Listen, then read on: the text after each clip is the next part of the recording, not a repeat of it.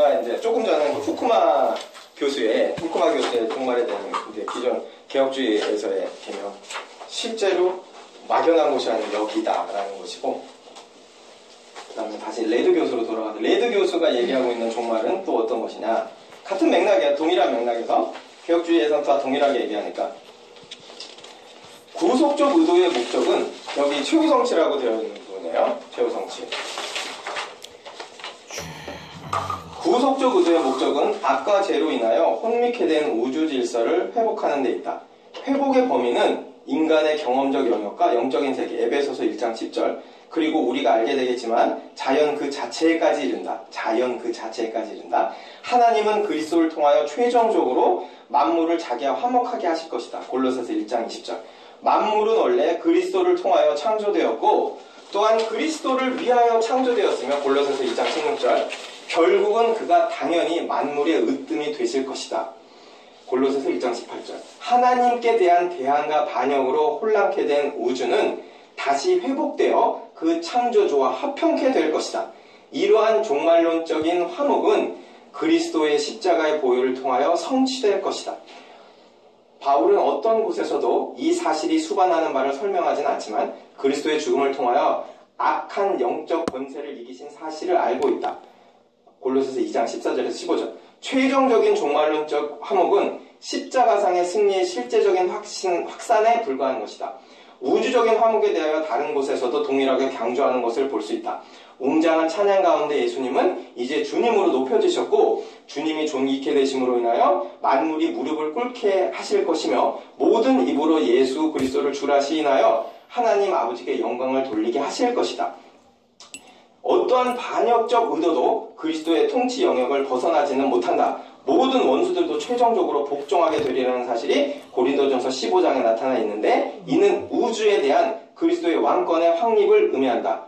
그리스도는 모든 원수를 굴복시킬 때까지 왕노릇 하실 것이며 맨 나중에 멸망받을 원수는 사망이다. 그리스도는 대적하는 모든 영적 권세들을 굴복시킨 후 하나님 나라를 아버지께 바치실 것이다. 예수님이 이미 높이심을 받았고 하나님 우편에서 주님으로 통치하신다는 사실을, 자, 주님은 부활하셔가지고 하나님 우편에 앉아 계세요. 그리고 마지막 날 오실 거예요. 지금 오신 게 아니고. 바울이 강조하고 있는 점에 비추어 볼 때 우리는 그리스도의 왕적인 통치가 이미 그의 승천 시부터 시작되고 있다는 사실을 생각하게 된다. 승천에서 하늘에서 지금 왕으로 계시니까 주와 왕은 서로 대체될 수 있는 개념으로서 높여지신 주님의 통치권을 의미한다. 이 구절을 통해 우리는 그리스도의 통치권이 그의 부활에 근거하고 있음을 알 수 있다. 최종적인 회복은 물질적인 세계까지도 포함한다. 피조물 자체는 하나님의 아들들이 나타나기를 고대하고 있으며 이때의 모든 피조물이 구속을 받게 될 것이다. 왜냐하면 이때의 피조물은 썩어짐의 종로를 판 데서 해방되어 굴복해오던 악의 세력으로부터 자유게 될 것이기 때문이다. 로마서 8장 19절에서 23절. 바울은 자연계의 구속에 관한 이 진리를 더 이상 발전시키지는 않지만 이 진리의 배후에는 심오한 성경적 신앙사상이 담겨져 있다. 자연계가 악과 썩어짐으로부터 구속되는 것은 몸의 구속으로 말미암은 자연스러운 결과이다. 선지자들은 구속받은 세계를 의미하는 용어를 사용하면서 하나님 나라의 도래를 계속적으로 설명한다. 이사야서 11장 6절에서부터 9절, 65장 17절에서부터 25절. 신약 성경에서 동일한 신학 사상이 내포되어 있다. 피조물 자체가 제거되어야만 하는 어떤 악을 내포하는 것으로 나타나 있지는 않다. 인간의 육체는 하나님의 피조물이다. 인간은 피조물이기에 죄가 있는 것이 아니라 인간은 피조물이기에 죄가 있는 것이 아니라 하나님을 반역했기 때문에 죄가 있는 것이다.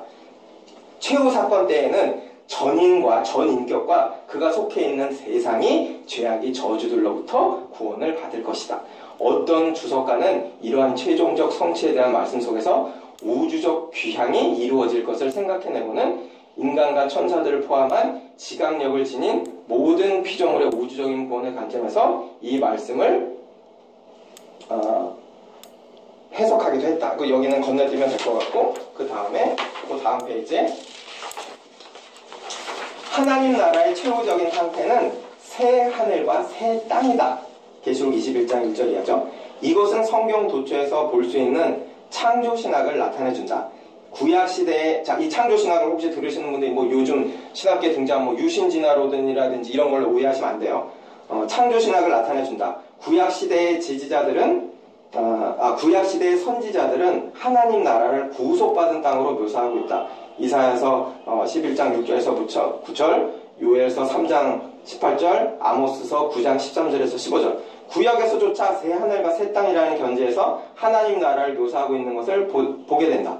그러나 새 질서에 대한 구약시대의 묘사는 완전하지 않다. 왜냐하면 이사야는 새 땅에도 여전히 죄와 죽음이 있는 것으로 묘사하기 때문이다. 이사야서 65장 20절. 그러나 이러한 기대가 점진적인 계시에 의하여 확실해지는 것은 이러한 기대에 근거를 두고 있다. 즉 사람이 궁극적으로 거하게 될 장소는 땅이라는 점이다.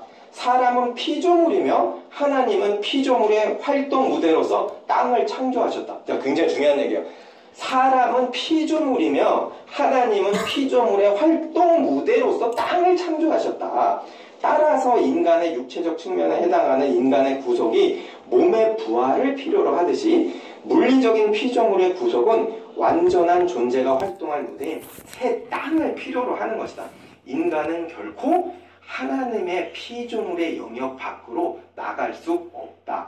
신약은 비록 영적인 질서의 새로움은 하나님이 선지자들에게 보여주신 것보다 훨씬 급진적이라는 사실을 나타내 줌으로써 구약 성경보다 더 많은 것을 계시해 주기는 하지만 이 같은 구약적 신학 사상을 능가하지는 못한다. 예수님은 세상이 새롭게 된다는 사실을 말씀하셨고 바울도 피조물의 구속에 대하여 말하고 있다. 계시록 21장에 나오는 새 땅은 이러한 구속이 어떻게 이루어질 것인지에 대하여 계시록에 최종적으로 나타나는 묘사이다. 비록 부활체는 이 세상의 물리적인 몸과 대단한 차이점이 있기는 하지만 우리가 몸의 부활에 대하여 말할 수 있듯이 사실 새 질서가 새 땅을 의미한다고 할지라도 역시 우리는 피조물의 구속에 대하여 말할 수가 있는 것이다. 새 땅은 구속의 최종적인 목표가 되는 장소이다. 새 땅은, 이제 마지막 새 땅은 구속의 최종적인 목표가 되는 장소이다. 보라, 계시록 21장 3절에 보라, 하나님의 장막이 사람들과 함께 있음에 하나님이 저희와 함께 거하시리니 저희는 하나님의 백성이 되고 하나님이 친히 저희와 함께 계셔서. 이게 계시록 21장 3절인데 익숙한 문장 같지 않으세요? 우리 구약의 그 언약에 대해서 배우면서 장막을 치신다. 구약이 이스라엘 백성들이 광야에서 있을 때 거기 성막을 짓도록 한 장막을 치시면서 내가 너희와 함께 하겠다. 그게 예수 그리스도께서 다시 우리 가운데 오셔서 장막을 치셨다라는 개념. 그러니까 결국 우리가 마지막에 살게 된 새하늘과 새 땅은 어디냐, 어떤 형태냐에 포커스가 맞춰져 있는 게 아니고 뭐에 포커스가 맞춰져 있다? 이러한 장면, 즉 하나님의 그 백성의 하나님이 적인 과정 속에서 나타나는 것으로서 하나님의 백성에 대한 언약의 중심 요소가 되고, 그러니까 하나님이 우리 피조물들과 함께 거하시는 것, 그게 우리가 궁극적으로 살게 되는 새하늘과 새 땅의 핵심이라는 거예요. 하나님이 우리와 항상 함께 계시고 우리가 그분의 얼굴을 뵐 수 있다는 거예요. 야훼께서 그 백성에게 하나님이 되신다는 사실은 아브라함과 모세와 다윗 사이에 맺은 언약 속에서 우리가 언약 다 배웠죠. 이어져오는 요소이며 하나님께서 미래적인 나라에서도 이루기로 약속하신 것으로서 새 언약의 특징이 된다. 이 언약의 말씀은 최종적으로 내세에 속한 땅의 도래로 말미암아 완전하게 성취될 것이다. 이게 우리가 언약 사상이 그렇게 중요한 거예요. 언약이 하나님은 불변하시다 그랬죠. 하나님이 이스라엘 백성과 하나님 결국 택하신 자들과 맺은 언약은 어느 시점에 가서 언약이 중단되는 게 아니라 영원히 가는 거란 말이에요. 영원히. 결국 인간들에게 오셔서 인간들 안에서 장막을 치시고 우리와 함께 영원히 그분의 얼굴을 뵐 수 있도록 피조물 가운데 오시는 하나님이라는 거죠. 근데 이런 언약의 개념을 또 김성수 목사가 옛 언약, 새 언약에 대한 개념을 굉장히 많이 비틀어 놨어요. 그래서 김성수 목사적인 그런 관념으로 가려면은 그 언약이 이렇게 좀 변동되는 그런 개념으로, 그러니까 신약과 구약과 신약의 연속성을 좀 많이 비틀어 놨거든요. 연속적이다라고도 하면서 또 비연속성을 가진 것 같은 의미로 부여를 함으로 인해 가지고 언약 개념이 또 많이 뭉개졌어요. 새 땅의 중심을 이루는 것은 어린 양의 신부로 묘사되고 있으며 훌륭하게 꾸며진 새 예루살렘이다. 이 도성은 매우 상징적으로 묘사되고 있다. 이곳에 사는 백성들은 구약과 신약 시대에 걸쳐서 구속받은 자들로 구성된다. 이 성에는 성전이 없을 것이다. 왜냐하면 하나님과 그의 백성들 사이에 제사나 의식을 통한 중재가 필요 없이 직접적인 교제가 있을 것이기 때문이다. 죽음과 질병은 사라져버린다. 새 질서로부터 주어지는 다른 모든 축복들을 내표하는 가장 중요한 말씀은 저희가 그의 얼굴을 볼 터이요. 계시록 22장 4절 라는 말씀이다. 이것이 바로 구속의 목적이다. 어느 시대를 막론하고 하나님을 본 사람은 없다. 아들만의 하나님에 대한 지식을 인간들에게 전달해주는 유일한 중보자이시다. 요한복음 6장 18절. 그리스도의 구속사역이 완성될 때 구속받은 자들은 하나님을 볼 수 있는 복된 영광을 누리게 될 것이다. 그들은 하나님의 얼굴을 보게 될 것이다. 나머지 모든 축복은 부수적인 것이며 모든 것 중에 가장 뛰어난 이 축복 속에 포함되어 있는 것이다. 하나님의 얼굴을 보게 되는 게 우리가 구원받은 가장 궁극적인 목표라는 거예요. 이와 같이 성경은 모든 악이 제하여진 새 땅에 존재할 구속된 사회와 그 백성들 사이에 거하시는 하나님에 대하여 모사하면서 끝을 맺고 있다. 이것이 바로 구속사의 기나긴 과정 속에 의도된 목표인 것이다. 이게 레이드 교수의 개혁적인 이해고, 그 뒷장이 또 고든 제이 스파이크만이라고 또 개혁주의 신학자예요. 이분의 책을 또 이제 제가 또 복사해가지고 온 건데 읽어드릴게요. 종말에 이르러 성경의 이야기 구조는 한 바퀴 돌아 제자리에 올 것이다. 이것은 계속 반복되는 사건들이 악순환과 같은 어지러운 결과가 아니라 하나의 목표를 향해 진행해온 구속 역사의 완성으로 돌아온다는 것이다. 하나님과 인류 사이에 깨어진 언약관계는 완전히 치유될 것이다. 하나님의 나라는 의심의 여지 없이 완성에 이를 것이다. 창세기는 그 시작에서 우리에게 에덴을 보여주는데 거기에 하늘과 땅을 창조하시는 일을 하시는 하나님을 보여준다. 요한의 계시록에는 그 원래의 비전이, 즉 하나님께서 여전히 모든 것을 새롭게 그러나 종말론적인 진보를 드러내는 결정적인 창조를 하신다. 이러한 종말론적 성취는 에덴 동산이 도시가 되게 한다. 그러니까 우리가 이 마지막 살아가게 될 게 이 인류 역사에 그냥 완전한 단절로 끝나는 게 아니라는 거예요. 도시가 되게 하는데 좀 설명드릴게요. 성경의 시작과 마지막을 이루는 이 두 위대한 신기원 사이에 하나님의 나라의 도래를 선포하는 복음이 있다. 복음이 있다. 이 복음은 인류의 모든 활동에 구속해야 할 것들을 새로운 예루살렘으로 이끌어간다. 종말에 대한 우리의 이해는 시작에 대한 이해를 단번에 결정한다. 우리는 창조 세계를 회복된 세계로 보든지 아니면 대체된 세계로 이해한다. 회복됐거나 대체된 걸로 이해한다는 거예요. 우리 이제 정통 개혁주의 안에서 개혁주의 신학자 바빙크는 복귀사상, 즉 에덴으로의 복귀, 마치 창조로부터 종말에 이르기까지 일어난 모든 일을 청소해버리는 것으로 구원 역사를 이해하는 것을 거부한다. 그러니까 에덴처럼 그런 식으로 에덴의 그 모습으로 돌아가는 것, 그게 아니다는 거예요. 그런 걸 환원주의라 그러는데 그게 아니다는 거예요. 또한 바빙크는 파괴로서의 구원 이해도 거부한다. 그리스도는 그의 성부의 사역이나 그의 제자들의 순종의 행위들을 파괴하러 오신 것이 아니라 오직 마귀의 일과 악마적 대의를 섬겨왔던 자들을 멸하러 오신 것이다. 이게 무슨 얘기냐면 파괴로서의 구원 이해도 거부한다. 그리스도는 그의 성부의 사역과 그의 제자들의 순종의 행위들을 파괴하러, 완전히 여기가 소멸돼 버린다면 우리가 이 땅에서, 그리스도인들이 이 땅에서 살아낸 그 삶들이 다 빠져버리는 거잖아요. 그게 아니라는 거예요. 김성수 목사는 이런 이해가 아니잖아요. 다 무용하다고 얘기하잖아요. 진리돼서 올라가면 끝이고 여기 타버리니까. 오직 마귀의 일과 악마적 대의를 섬겨왔던 자들을 멸하러 오신, 포커스는 하나예요. 심판에서 회복하시는 거예요. 왜곡을 가져온 걸 회복하시는 거예요. 오히려 하나님은 창조세계의 위대한 회복자이시다. 벤호프, 이것도 벤호프의 주장이에요. 개혁주 신학자예요. 칼빈은 이미 이 견해를 지지하며 다음과 같이 말했다. 그의 기독교 강요에 보면 그리스도는 세상을 파괴하러 오신 것이 아니라 구원하기 위해 오셨다. 다른 사람들도 이러한 노선을 따른다. 현 창조세계의 새로워짐에 대한 기대는 개혁자들에 의하여 받아들여졌다라고 루이스 벌코프가 말한다. 벌코프 개혁주 신학자입니다. 헨드리쿠스 벌코프도 개혁주 신학자예요. 역시 이러한 종말론적 비전을 인정하며 개혁신학의 정통은 종족 재창조의 관점에서 다가올 세상이 새로워질 것이며 이 세상의 종말을 맞이할 것이다 라고 주장한다.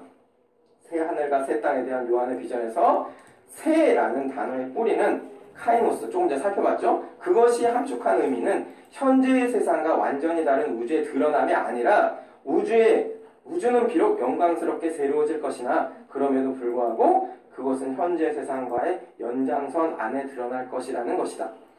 심지어는 불조차도 이 우주를 없애버리지 않는다. 자, 불심판이 있은 후에도 동일한 하늘과 땅은 존재할 것이지만 전혀 영광스럽게 새로워진 모습으로 남아있을 것이다. 이게 핸드릭슨의 얘기인데 무슨 얘기냐면 우리가 불심판 하니까 홀랑 타서 없어지는 걸로 생각을 하잖아요. 자, 우리가 노아의 홍수 때 물심판이었죠?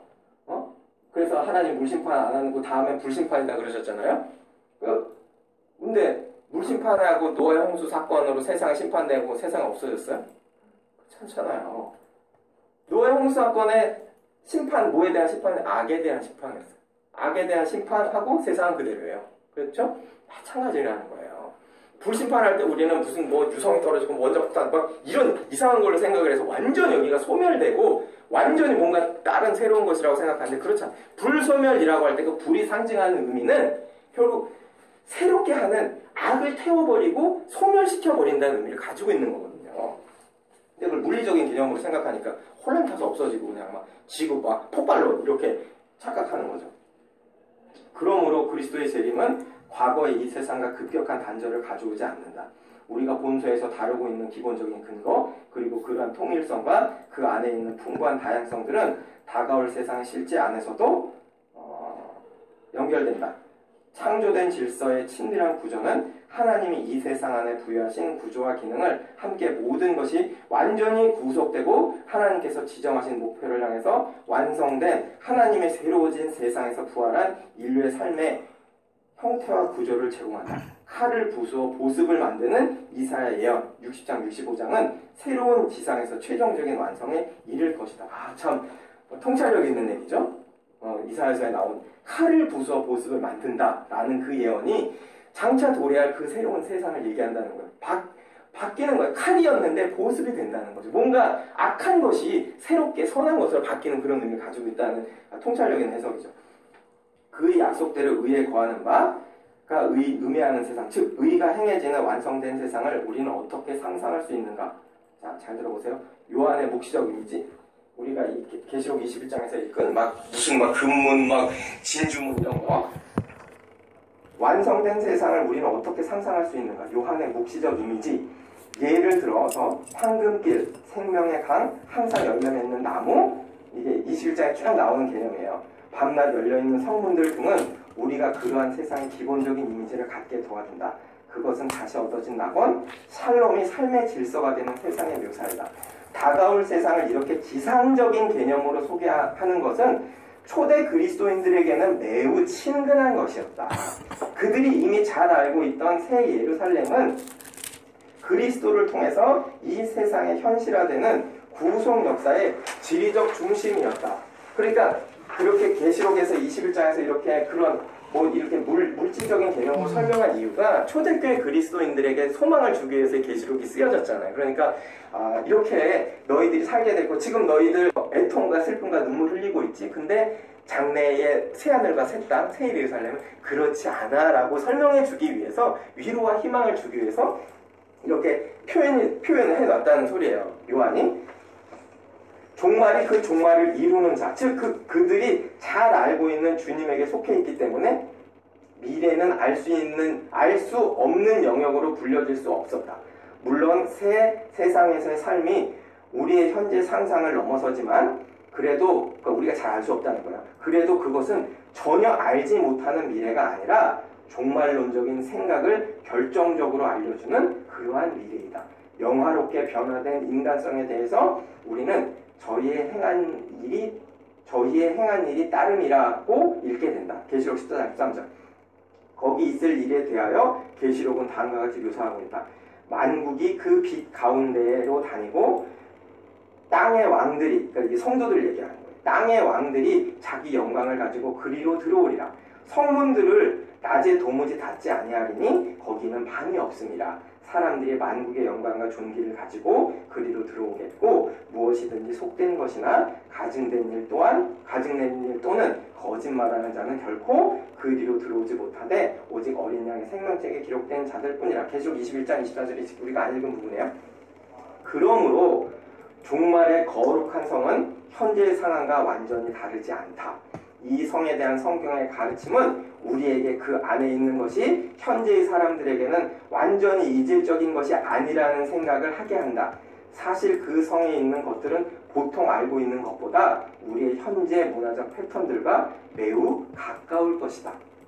자, 근데 그러나 21세기를 살아가는 우리 그리스도인들에게도 이러한 생각은 가능한가? 이제 반문하는 거예요. 이게 성경이 말하는 바고 우리가 새롭게 변화된 이 땅에서 살게 될 거라고 그렇게 성경이 말하는데 우리가 계시록을 바르게 이해하면 그거를 말하고 있는 건데 우리 지금 현재를 살아가고 있는 그리스도인들이 우리가 살아가게 될 새하늘과 새 땅에 대한 이해를 바르게 하고 있냐 이거예요. 그러면서 반문하면서 나오는 거죠. 때로 우리는 요한의 그림을 매우 탈세상적인 영어들로, 그러니까 계시록을 이제 막 초월적인 이상한 개념으로 우리가 막 1000년 동안 사단이 옥에 갇힌다 이런 얘기가 나와요.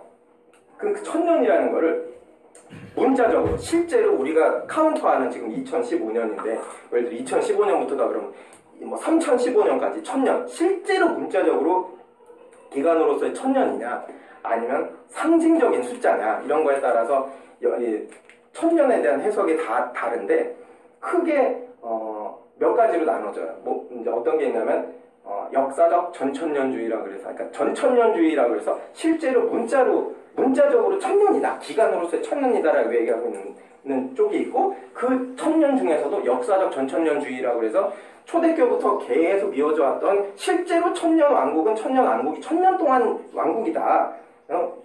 예수님이 실제로 왕으로 통치하시는 왕국이다 이런 얘기가 있고 이게 무슨 얘기냐면 이 1000년이라는 기간이 결국 지나고 나야 마지막 심판이 있다라는 전제가 있는 거예요. 1000년 왕국이 있고 그 다음에 마지막 심판이 있다. 근데 마지막 심판, 곧 종말과 주님의 재림의 때, 이제 심판의 재림의 때가 있는데 그 1000년이 실제적으로 문자적으로 1000년 왕국이다라고 하는 게 이제 전천년주의예요. 종말 전에 1000년이 있다. 근데 그 전천년주의 안에도 이 계시록의 뭐 재앙, 심판 이런 것들이 다 이 땅에서 성도들이 겪는 과정이다. 이렇게 얘기하는 쪽이 있고 세대주의적 전천년은 뭐 1800년대에 좀 새롭게 등장한 건데 7년 대환란으로 이 성경의 계시록에 표현되어 있는 그런 환란을 7년 대환란으로 그렇게 문자적으로 해석을 하면서 그동안은 이제 구원받은 자들은 다 공중에 올라가 있고 이 땅에서 심판이 있고 여기는 유대인들은 율법을 지켜서 구원받아야 되고 이제 이런 맥락을 가진 게 좀 희한한 해석이에요. 근데 지금 뭐 한국에서 거의 세대주의가 막 뭐 거의 휩쓸고 있는 정도예요. 지금 우리나라 한국은. 아무튼 그 1000년을 문자적으로 해석을 하는 게 전천년주의예요. 그리고 후천년주의는 뭐냐면은 지금 우리가 교회 시대를 살아가는데 교회 시대가 아주 그냥 엄청나게 교회 대부흥기를 맞게 될 거다. 그걸 성경에서 천년왕국이라 그런다. 이렇게 얘기하는 거예요. 그게 후천년설이에요. 그러니까 교회에 아주 왕성한 복음이 세상 끝까지 편만하게 보내지는 그런 왕성한 복음 전파의 교회의 왕성기가 있고 그 이후에 마지막 종말이 있다. 이렇게 얘기하는 게 후천년주의예요. 그리고 무천년주의가 뭐냐면은 지금이 천년왕국이라는 거예요. 예수님의 초림, 2000년 전에 팔레스틴 땅에 육신으로 예수님이 오셨다가 마지막 종말의 때 예수님 다시 재림하시잖아요. 그 예수님의 초림서부터 재림, 지금으로 시간으로 따져도 벌써 2000년 가까이 됐는데 앞으로 언제 오실지 모르지만 그 기간에 실제적으로 물리적인 시간이 얼마가 되든 상관없이 그 긴 기간을 그냥 1000년이라고 성경에서 상징적으로 표현한 거다. 그게 무천년주의예요. 그래서 정통 개혁주의는 무천년주의를 따라요. 그래서 지금 개혁주의 신학을 하는 쪽에서는 개혁주의 신앙을 따르는 쪽에서는 지금 우리가 살고 있는 이 시대가 천년왕국을 우리가 지금 살고 있는 거예요. 이걸 천년왕국을 어떻게 해석하느냐에 따라서 계시록을 보는 시각이 완전히 달라지거든요. 이게 아무튼 우리가 지금 얘기할 거는 천년왕국에 대한 논쟁을 하자는 게 아니고 김성수 목사의 재림 사상을 살펴보는 거니까 우리가 집중을 하고 봐야 되는 거는 이제 새 하늘과 새 땅이죠. 왜냐면은 새 하늘과 새 땅이 우리가 그야말로 전국적으로 구원받은 자들이 살게 될 땅이, 그러니까 구원받은 자들이 살게 될 것으로 묘사된 곳이 계시록 21장의 새 하늘과 새 땅인데, 이 새 하늘과 새 땅에 대한 기존 기독교의 이해를 한번 가지고 그 다음에 우리 기존 기독교와 또 김성수 목사의 그 종말의 개념이 또 어떻게 다른가를 살펴봐야 되기 때문에 일단 계시록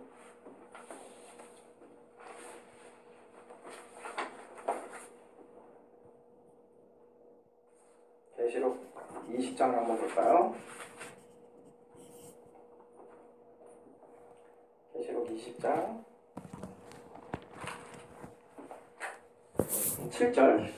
7절에서부터 21장까지 제가 빠르게 읽을게요. 천년이 참에 사탄이 그 옥에서 놓여나와서 땅의 사방 백성 곧 곡과 마곡, 이 곡과 마곡이 구약에 있는 걸 인용하는데 헬라어로 하면 고그, 마곡은 마고그예요. 그냥 사람을 상징적으로 또 실제적으로 있었던 왕을 이렇게 상징적으로 표현하는 거예요.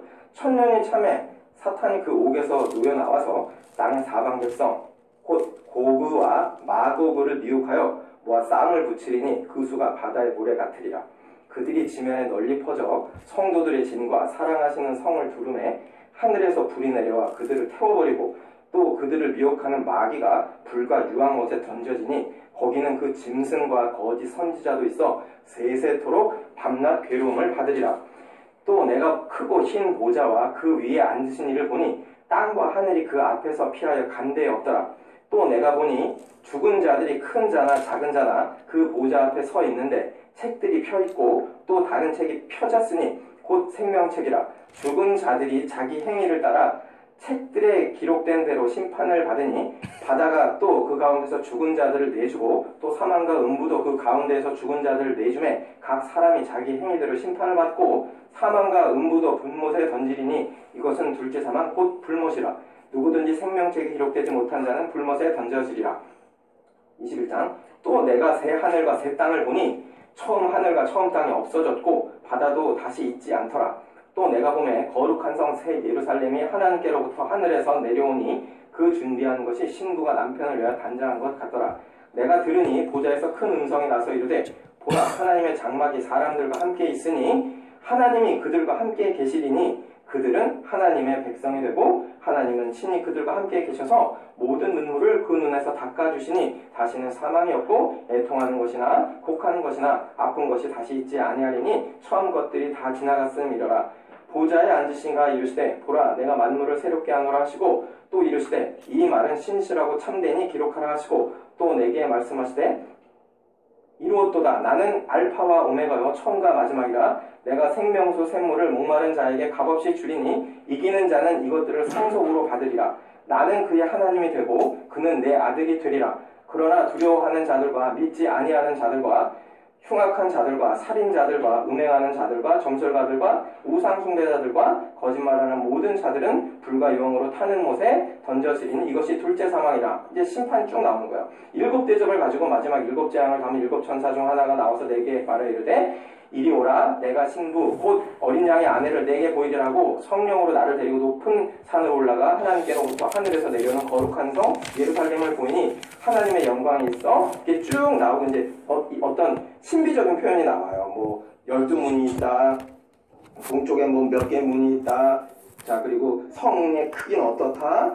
뭐 성벽은 벽옥이다. 성문은 정급이다. 성과 기초는 어떤 보석이다. 길은 어떤 노석이다. 문은 12진주다. 이런 막 신비로운 표현들이 쭉 나와. 이렇게 이제 새하늘과 새 땅이 이렇게 될 것이다 라는 표현이 나와요. 자 이렇게 이제 개론으로 성경을 읽어보시면 되고, 자 이런 개념, 우리가 천년왕국이 어떤 개념이 됐든 간에 천년왕국, 이게 우리가 지금 살고 있는 지금 이 천년왕국이라고 하면 이 교회 시대를 다 예를 들어 지나고 진짜 주님이 재림하셔서 이제 아까 조금 전에 얘기한 부활, 우리는 부활하고 뭐 새로운 몸으로 바뀌고 또 죽은 자는 부활하고 해서 우리가 영원히 살게 될, 우리가 궁극적으로 구원받은 자들이 궁극적으로 살게 될 새 하늘과 새 땅에 대한 묘사거든요.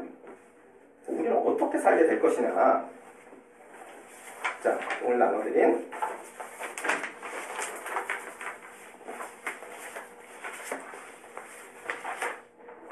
번호를 좀 매직으로 잘 써. 하도 많이 나눠드려가지고 어디가 있냐? 네, 영상 여기. 후쿠마는 안소니 후쿠마라고 해서 아주 개혁주의 진영에서 철저하게 이제 이렇게 인정받고 있는 큰 학자예요. 그분이 개혁주의 종말론이라는 책을 쓰셨는데 그 부분을 제가 이제 프린트물로 해가지고 온 거예요. 후쿠마의 개혁주의 종말론 중 제20장 새로운 땅. 한 가지 짚고 넘어가야 할 질문은 새 땅이란 현재의 땅과는 전혀 다른 땅인가? 아니면 현재의 땅이 새롭게 되는 것을 의미하는가? 하는 질문이다. 근본적인 질문이죠. 뭘 질문에 이사야서 있구만. 25장 17절과 요한계시록 21장 2절에는 새 하늘과 새 땅에 관해 말하고 있다. 하늘과 땅이란 표현은 하늘과 전 우주를 지칭하는 성경적 표현법으로 이해해야 한다. 하늘과 땅은 함께 우주를 형성하고 있다. 그러나 우리가 당면한 질문은 현재의 우주는 완전히 소멸되고 현재의 우주와는 전혀 별개의 새로운 우주가 등장할 것인가? 아니면 새로운 우주는 현재의 우주와 근본적으로 동일하되 오직 새롭게 되고 정화된 상태를 말하는 것인가? 일반적으로 루터 신학자들은 이상의 두 가지 견해 중 전자를 택한다. 자, 우리가 종교개혁이 루터교에서 일어났는데 루터교는 또 지금 별개로 루터교가 있거든요. 그러니까 루터파, 칼빈파 이렇게 이제 나눠졌는데 어쨌든 기독교의 신학 안에서 이 두 가지 견해가 존재한다는 거예요. 현재 기독교 안에서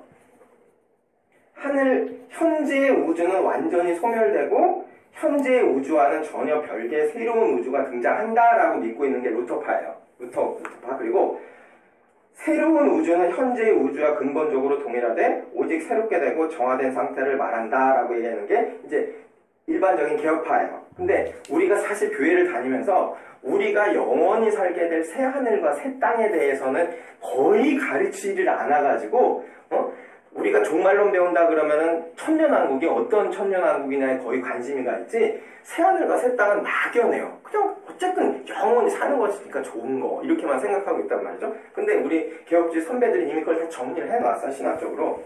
루터파 신학자들은 베드로서 3장 7절에서부터 13절, 계시록 20장 11절, 21장 1절에 호소함으로써 전자 입장을 강력하게 지지하고 있고 개혁파 신학자들은 후자의 개념을 채택하고 있는데 개혁파들이 지지하고 있는 개념이 어디냐면 시편 102편 26절 27절 그리고 히브리서 1장 10절에서 12절 히브리서 12장 26절 28절이에요. 이게 제가 적었죠. 시편 102편 26절에서 27절 천지는 없어지려니와 주는 영존하시겠고 그것들은 다 옷같이 낡으리니 의복같이 바꾸시면 바뀌려니와 주는 한결같으시고 주의 연대는 무궁하리이다. 히브리서 1장 26에서 28절 그때에는 그 소리가 땅을 진동하였거니와 이제는 약속하여 이르시되 내가 또 한 번 땅만 아니라 하늘도 진동하리라 하셨느니라.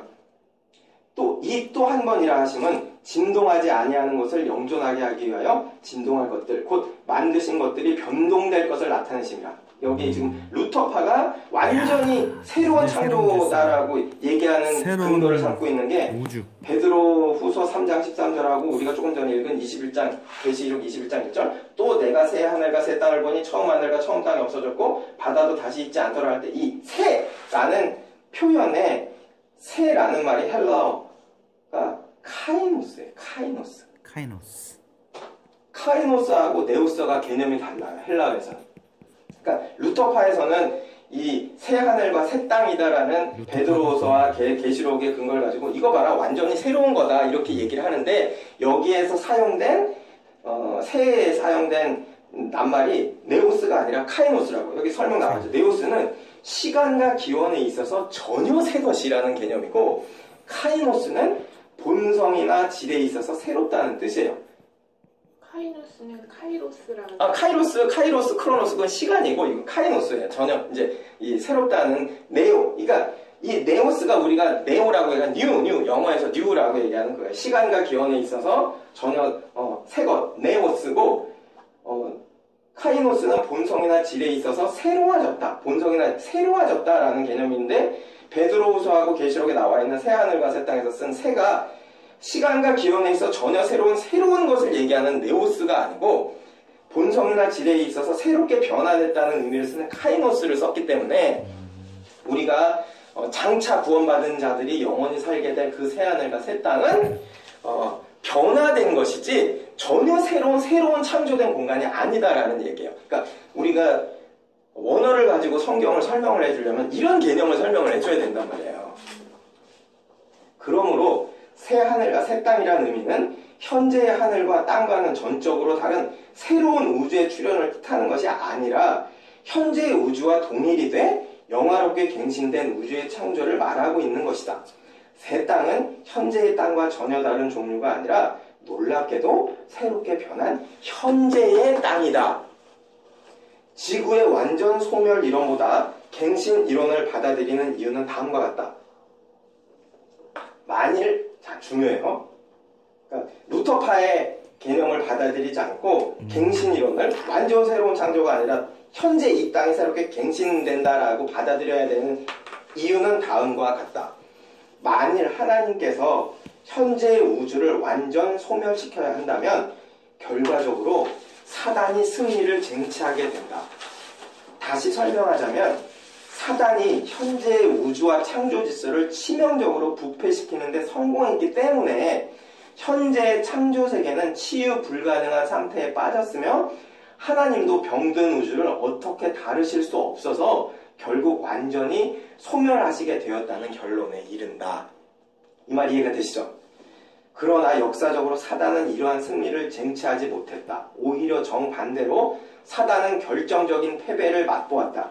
사단의 결정적인 패배의 클라이막스는 하나님께서 사단이 그토록 부패시키려고 힘썼던 바로 이 땅을 새롭게 하시고 사단의 악한 음모와 결과들을 이 땅에서 완전히 제거하실 바로 그때이다. 우리 계시록에 보면 사단이 심판받는 장면이 굉장히 자세하게 묘사되어 있죠.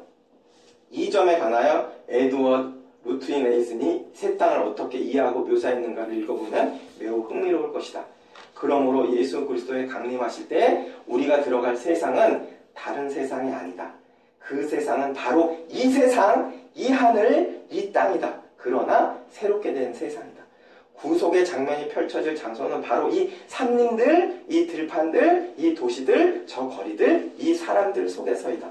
비록 현재는 전쟁터와 같아 아직 성취되지 않은 완성의 때를 향해 소리 지르며 다투기도 하고 슬퍼하기도 하나 그때에는 이 세상의 모든 장소와 배경들은 승리의 들판이요 추수의 밭들이며 그 밭들에는 눈물로 뿌려졌던 씨앗들이 영원한 곡식단들이 되어 창고에 되어질 것이다.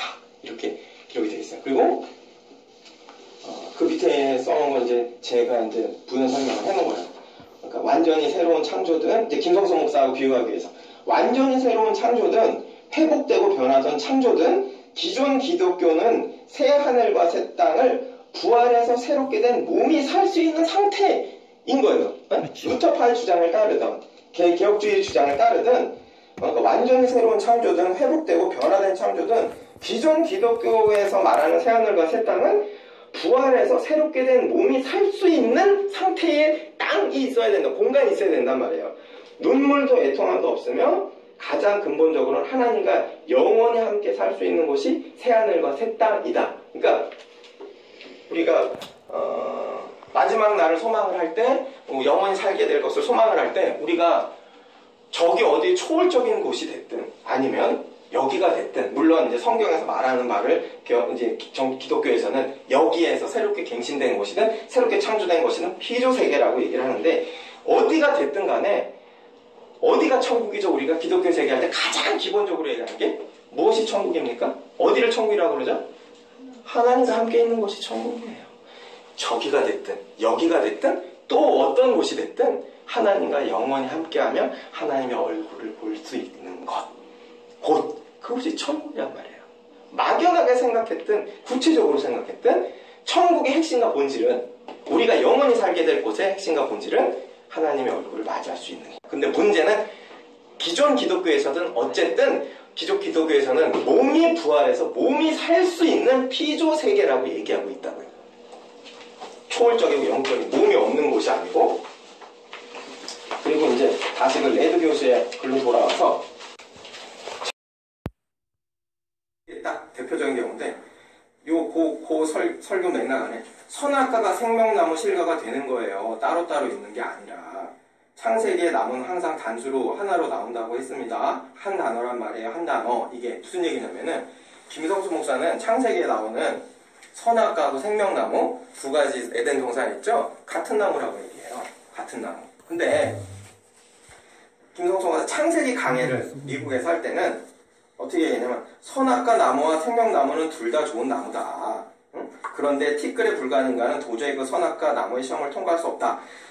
이미 미국에서 창세기 강해를 할 때도 그 창세기 강해 안에도 약간 이상한 개념들이 등장한다 그랬잖아요. 그런 약간 이상한 개념 그거는 이제 여기서 차지하고 기본적으로 그때는 그래도 그냥 창세기 나오는 선악과하고 생명나무는 두 개의 나무다라고는 분명히 이해하고 있었어요. 근데 우리나라에 들어서 하나는 신학이 따먹고 하나는 아예 가지도 못하게 불칼로 지켰는데 선악과가 생명나무 실과라는 그 거예요. 생명나무 한 나무라는 누가 한 나무. 왜 한 나무일까요? 두루두루 선악과 화해를 시킨다고 따먹고 그랬는데 어떻게 됐죠? 그 맨날 그 얘기 전에 인간이 죄를 져야 계속 살잖아요. 타나투스의 아, 중부투의 이거 말씀이 되기 위해서 먼저 죽어야죠. 선악과 이런 게 따먹고 돼도 우리가 문제.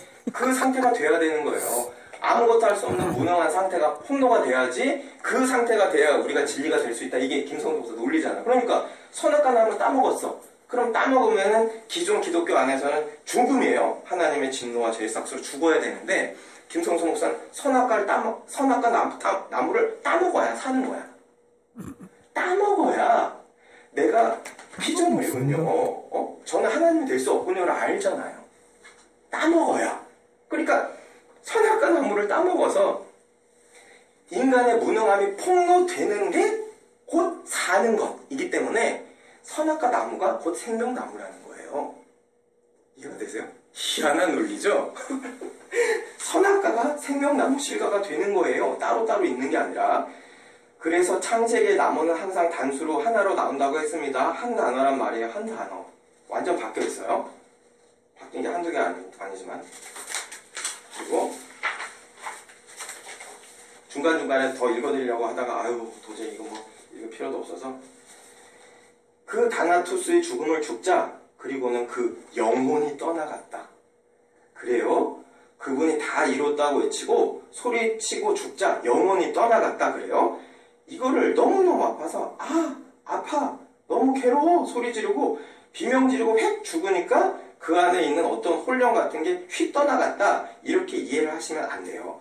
크게 소리 질렀다는 게 뭐죠? 그러니까 크게 소리치고 그 영혼이 떠나가셨다고 이렇게 이제 예수님의 죽음이 복음서에 기록이 나왔으니까 크게 소리 질렀다는 게 뭐죠? 무슨 소리를 질렀어요? 메가스라는 건 큰 소리로가 아니에요. 메가 알죠? 영어에 메가스라는 건 위대한 엄청난 말을 외치고 뭐라고? 다 이루었다고 위대한 메가스의 외침을 외치자 푸뉴마 영 말이라고 했어요. 이제 이분 설교에 푸뉴마 영 말이라고 했어요. 생명이 어디로 넘겨졌다 보내졌다라는 뜻이에요. 홀령이 휙 떠나갔다는 뜻이 아니라 푸뉴마 영혼이 번역되어 있는데 푸뉴마가 보내졌다. 어디로 보내졌냐? 하나님이 율법으로 보내신 말씀을 담아 보내신 예수의 육을 하나님이 율법으로 보내신 말씀을 담아 보내신 예수의 육을 언약 안에서 죽여버리고 다 이루어내자 인간들은 아무것도 아니지 이거 봐 나띵이잖아 너희들은 그러자 그 진리가 완성된 진리가 어디론가 또 보내지더라는 거예요. 이제 이해가 되죠? 쭉 해왔던 얘기가 있으니까 푸뉴마 성령 진리의 영이라고 번역하죠. 우리가 그 생명 말 진리가 어디로 또 보내지더라는 거예요. 다 이루었다는 선포가 일어나자 어디로 보내졌습니까? 요한복음 15장 26절 보세요. 요한복음 15장 26절 내가 아버지께로서 너희에게 보낼 아버지로예요. 내가 아버지로 아버지는 뭐라 그랬습니까? 아버지가 알렙하고 베이이니까 아부 하나님의 집 하나님의 성전 그걸 그렇게 써놓고 아버지라고 읽어요. 그래서 내가 하나님의 성전 진리를 담는 그릇이 되면 나를 아버지라고 그래서 내가 아버지 안에 아버지가 내 안에 그렇게 이야기하는 거죠. 육의 아버지 이야기하는 거 아니죠. 내가 아버지로 너희에게 보낼 그 보혜사 곧 아버지께로서 나오시는 진리의 성령이 오실 때 이게 푸뉴마예요. 예수님이 크게 위대한 메가스의 외침을 외치자 떠나간 푸뉴마 있죠? 그 푸뉴마가 이 푸뉴마예요. 알레데이아 푸뉴마. 진리의 성령이 오실 때 그가 나를 증거한다고요. 누구? 예수. 아, 그 예수가 그리스도였군요. 그가 담은 건 진리였군요. 그가 한 표적, 기적 모든 게 다 진리를 내용으로 담고 있는 거군요. 라고 그 진리의 영이 오면 그걸 이해시킨다는 거 어떤 걸로? 그걸로 설명하여 그게 그였다는 것을 이해시킨다는 것이죠. 그가 나를 증거하실 것이요. 이게 푸뉴마 다 이루었다라고 푸뉴마가 떠나갔다가 보혜사 곧 아버지께로서 나오시는 진리의 성령이 오실 때 이 푸뉴마예요. 그러니까 예수님이 크게 메가스의 외침을 떠난 푸뉴마가 재림한 거예요. 인간들에게 다시 들어와서 오순절 마가다락방에 들어간 거예요. 이렇게 이제 정확한 이해를 이 양반이 가지고 있어요. 그러니까 몸의 부활은 필요 없는 거죠. 영으로 부활했다가 하늘에 올라 승천했다가 성령으로 다시 왔으니까 몸의 부활 필요 없어요. 그리고 그 밑에 보세요. 예수의 육은 반드시 실패해야 돼요. 아무도 구원하면 안 된다니까요. 눈에 보이는 표적이나 기적이나 그의 가르침으로 사람들이 구원되면 안 돼요. 구원은 하나님께서 거저 불가능한 상태에서 은혜를 쑤셔받아 주는 거라는 말이에요. 그래서 그리스도의 영으로 우리가 구원받고 깨닫는 거지 그걸로 알아보면 안 돼요. 그러니까 육은 실패하는 거예요. 그리고는 영이 와서 성공을 해내는 거란 말입니다. 그래서 예수가 죽는 거란 말입니다. 예수가 죽고 그냥 끝나서 예수가 할 기능은 그건 다 한 거예요. 진리를 잡고 내려왔다가 육으로 죽고 영으로 올라갔다가 다시 영으로 내려오는 게 예수를 보내신 목적이기 때문에 예수가 부활하거나 이런 필요가 없는 거죠. 그게 그러니까 인간 예수는 철저하게 제대로 인간 예수 자체가 깨닫지 못해서 죽었기 때문에 그러니까 마지막에 깨달았으니까 테텔라스타이아 때도 깨닫고 죽은 거예요. 근데 예수님이 살아있는 동안 그가 하신 그 행동들이나 그런 것들이 그를 보내신 근본 목적이 아니다라는 거야. 하나님 그를 보내신 근본 목적은 그게 아니다. 그는 실패하기 위해서 왔다는 얘기예요. 그 예수님 실패했다는 얘기. 그분이 하나님이고 이 코스모스의 세상은 단지 그분을 설명하는 모형이에요. 수시로 계속 했던 얘기죠. 그분이 하나님이고 그러니까 그분이 하나님이고 이 부분에서 이게 지금 우리가 보통 뭐 말씀이 육신이 되어 우리 가운데 가니까 뭐 요한복음에 나와 있는 이 말씀이 하나님이었다라는 그런 개념으로 얘기를 하시는 건지 아니면 이제 양태론적인 측면에서 얘기하는 건 잘 모르겠는데 아무튼 그분이 하나님이고 예수가 하나님이고 이 코스모스의 세상은 단지 그분을 설명하는 모형이에요. 사실 이건 헛거예요. 이 필요성이 다 헛거라는 거죠. 곧 헐려야 할 모델하우스인 거군요. 내 육을 포함한 이걸 증명하는 거예요. 여러분의 인생이 그렇게 끌려간다니까요. 이거 깨달으면 된다는 거예요. 여기 다 헛밥이다. 이거 깨달으면 된다는 거예요. 그리고 불교 비슷한 느낌이네. 보는 거는 다 뭐. 예수는 우리에게 믿으라고 준 거 아니잖아요. 이해를 못하겠어요, 이 말을. 예수는 우리에게 믿으라고 준 거 아니잖아요. 그 예수가 진리를 담고 왔는데 못 알아먹었으니까 그 예수는 실패해야 된다니까요. 실패한 예수를 추억하지 말고 그 예수가 담고 온 진리, 그래서 그리스도 예수를 믿으라고 하는 거예요. 이 말이 하나님의 말씀 그 말이에요. 예수 그리스도를 보낸 목적은 진리를 담아서 보낼 목적으로 인간의 몸을 빌린 거지. 예수 그리스도께서 이 땅에서 하신 것들에 우리가 집착하고 그분이 하신 말, 그분이 하신 행동 이런 것에 우리가 비중을 두는 게 아니고 그분이 결국은 여기에서는 이루지 못했지만 올라가서 다시 내려서 내 안에 와서 나에게 진리로 이제 내 안에서 가르쳐 주는 것. 그거에만 집중하면 된다는 얘기죠. 그리고 속았어요. 이제 다시 파자가 나와요. 신명기 18장 13절. 너는 내 하나님 여호와 앞에 완전하라. 이 완전이라는 말이 탐임이에요. 너는 내 하나님 여호와 앞에 완전하라. 이게 완전. 탐임이에요. 탐임이 히브리어는 모음이 아무 가치가 없다 그랬습니다. 이제 모음은 필요 없고 자음만 의미를 살리니까. 자, 탐임하면 타우, 맴이거든요. 탐임이에요, 이게. 히브리어 탐임. 탐임인데 타우, 맴이에요. 타우, 맴. 무트는 아까 맴, 타우였잖아요. 순서가 이렇게 읽으니까. 근데 완전, 신명기에 나와 있는 완전이라는 말이 탐임인데 탐임은 타우, 맴이에요. 근데 이제 자음 세 개로 이루어져 있어요. 그걸 뒤로 바꾸면 어떻게 돼요? 맹타우 무트예요. 완전이라는 말은 죽음이라는 말이 같은 단어라니까요. 이게 무슨 얘기냐면은 무트가 아까 뭐라 그랬어요? 엠. 맴타우인데 그냥 이거 맴타우 나눌 필요 없다 그랬잖아요. 그냥 이거 자체가 그냥 무트예요. 근데 이거를 풀어서 말씀의 완성, 무의 완성, 말씀의 표 이렇게 풀어놨잖아요. 근데 신명기에 나와 있는 완전이라는 단어, 탐임이 타우, 맴이에요. 근데 이 지금 김거수가 무슨 얘기를 하는 거면 그걸 뒤로, 자, 타우, 맴이에요?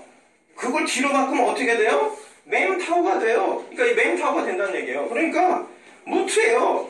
완전 타우, 맴인데 이걸 거꾸로 읽으면 맴타우가 되니까 맴타우가 뭐예요? 무트예요. 무트니까 무슨 얘기예요? 완전이라는 말은 죽음이라는 말이 같은 단어라니까요. 멋진데. 자, 근데 이게 김성수 목사가 왜 이런 우리가 지금 이게 도대체 말이야 뭐야 하는 이런 거를 왜 하냐면은 히브리어 파자.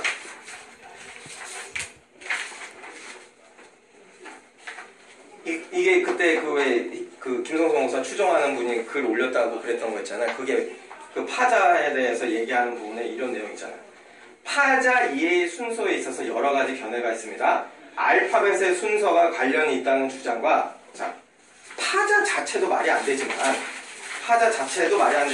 파자를 할 때 말도 안 되는 얘기지만 파자를 할 때 이쪽에서부터 순서대로 이렇게 파자를 해야 된다라고 얘기하는 경우도 있지만 파자의 위험성이구만. 알파벳의 순서와 관련이 있다는 주장과 3자음의 연관구조로 묵성하면 된다는 주장들인데 저는 후자의 견해를 지지합니다. 무슨 얘기냐면 어떤 단어가 있는데 거기에 자음들이 등장하잖아요. 그 중에 핵심적인 자음 3개를 골라가지고 이렇게 읽던 얼마든지 조합을 할 수 있다라는 거예요. 이 말 이해가 되세요? 그러니까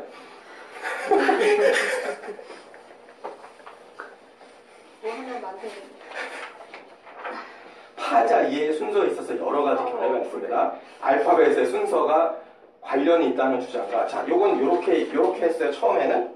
그 다음에는 세 자음의 연관구조로 묵상을 하면 되니까 이렇게 읽거나 이렇게 읽거나 이렇게 읽거나 마음대로 읽어도 된다. 그러니까 뭔가 이 성경을 파자를 해서 뭔가 자기가 하려는 얘기가 있으면은 앞으로도 파자해, 뒤로도 파자해, 순서도 뒤바꿔서 파자해, 게마트리아도 해, 헤브리어를 헬라어로 바꿔서도 해. 마음대로. 이게 김성수 목사가 했던 방식이란 말이에요.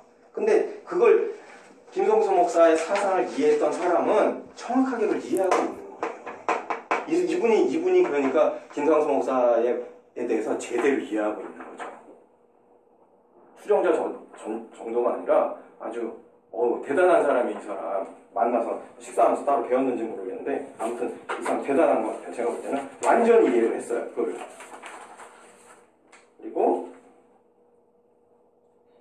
그래서 성경이 아래에서 난 것은 반드시 위로 나라 그러는 거예요.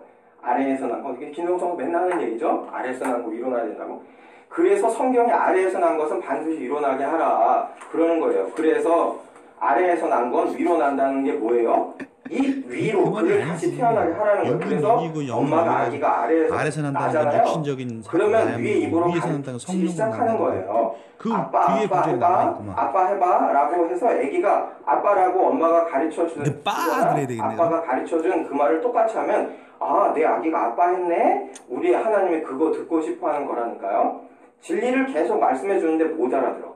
그러다가 어느 날 그가 그거요? 하고 아버지라고 하면 그게 진리니까 그래 그거 나는 너의 아버지가 되기 위해서 너를 이 땅에 보낸 거 아니냐? 라고 말씀하시는 거예요. 그게 위로나는 거예요. 이게 무슨 얘기냐면은 이제 안 들을 거야. 이제 안 들을게. 천상에서 선지하고 있었는데 뭐 배우려고 내려보냈다 그래서 그러잖아요. 깨달음의 배우려고 내려와서 불교 같은 거네 이제는. 깨달으면 된다. 그래, 그거 나는 너의 아버지가 되기 위해서 너를 이 땅에 보낸 거 아니냐? 그러니까 우리는 이 땅에 피조물 저기에서 천상의 일루미나티 피조물이었는데 뭐 깨달으면 배우려고 가능해. 이런 내려왔어. 거다 이거 마귀 내려와서 새끼네, 이거. 그대로 뭔가만 배우고 배웠어 하고 올라가는 게 아니라 그냥 올라가는 게 아니고 뭐가 돼서 올라간다? 아들이 돼서 올라간다. 씨를 가지고 아들이 돼서 올라가는 거. 그러니까 하나님이 피조물인데 너 내려가서 시험 받고 와 하고 배워가지고 와 너는 피조물 나는 창조주 이거 분명히 알고 와 라고 내려보내서 그냥 고생만 하다 올라가는 게 아니고 왜 내려보냈다? 아들 내가 이제 네가 나 아들로 너 내려갔다 올라오면 이제 너가 나 아들로 부를 수 있어? 그거 알고 그러니까 얼마나 사랑해 하나님이. 그냥 피조물이었는데 여기서 거치고 올라가면 하나님이 제 아버지군요 이렇게 알게 된다는 얘기예요. 왜 그거 자꾸 웃으세요?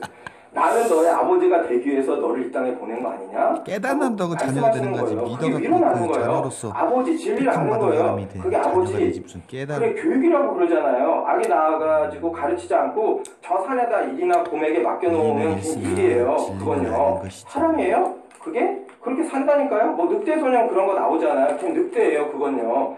그래서 위로 나와야 돼요. 그건 안옥대, 거듭남이라고도 번역을 하는 거예요. 그게 위로 나다예요. 왜 인간의 기관 중에 인간의 생물학적 탄생에 쓰이는 기관에서 배설물이 함께 나오는지 아세요? 무슨 말인지 아시겠죠? 왜 인간의 기관 중에 인간의 생물학적 탄생에 쓰이는 기관에서 배설물이 함께 나오는지 아세요? 인간들이 생명이라고 내어놓는 모든 건 바로 그 더러운 배설물에 불과하다는 걸 암시해 주는 거예요. 우리가 남자의 정자 또 새로운 생명의 탄생이 배설물이 나오는 기관을 통해서 왜 나오냐면은 인간들이 생명이라고 내어놓는 모든 건 바로 그 더러운 배설물에 불과하다는 걸 암시해 주는 거예요. 그 뒤는 뭐 많이 읽을게요. 안 읽는 게 좋을 것 같아요. 이게 이제 로마서 77강의 얘기예요. 이거 뭐 듣고 또 듣고 하시는 분들도 있겠죠. 이게 무슨 말인지 잘 이해가 안 되니까 진리를 알까 해서. 근데 아무튼 김성수 목사의 사상 이제 중에 그런 거 이제 쭉 듣다 보니까 아이고 이게 뭐 참 이게 어떻게 해야 되나 이런 생각 드시죠. 그리고 종말에 대해서 또 정리할게요. 종말 어떻게 진짜 그걸 믿고 신봉하고 다른 건 못. 정통 기독교에서 알고 있는 종말, 정통 기독교에서 이해하고 있는 종말. 여기 개혁주의 종말론 오늘 새로 나눠드린 유인물. 새로 나눠드린 종말론 유인물. 일단 빨리 말씀드려야 될 게 있는데 천년왕국이라는 걸 말씀을 드려야 돼요. 천년왕국이 계시록 20장에 1000년 동안 사단이 옥에 갇힌다 이런 얘기가 나와요.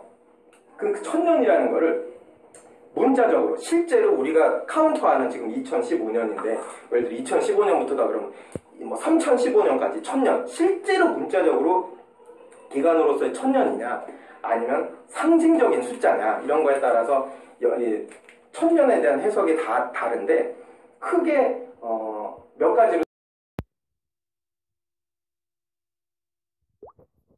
다 무너진단 말이에요. 완전 전복이 된단 말이죠. 그러니까 죽음을 실질적인 물리적인 죽음이 아니고 진리를 향한 죽음 이렇게 되니까 그 죽음 죽어야 돼 이렇게 죄의 되니까 값이지. 도대체 그 죄 죽으라는 값이 게 심판받은 거지. 푸시켜 죽으라는 거지. 그리스도는 소말 대속의 죽이라는 죽음이고 우리 인간은 소말 죽이라는 거지. 죄의 싹 값으로 죽이라는 거지. 죽는 개념이 죽음의 대상이 이제 모호해지게 되죠.